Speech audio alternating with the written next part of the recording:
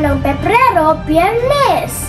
Ngayon nga ay kasalukuyang kinakanap ang katiwa ng Pangulo sa San Antonio Cultural and Sports Center.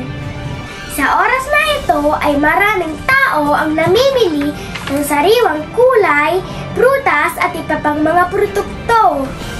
Kanina, maaga pa lang ay nagsimula ng tumating ang mga magtitinda at mamimili. Araw-araw, sinisikap ng gobyerno na matulungan ang mga magsasaka sa pamamagitan ng ganitong programa. Mamaya, inaasahan na mas tatami pa ang mga pupunta.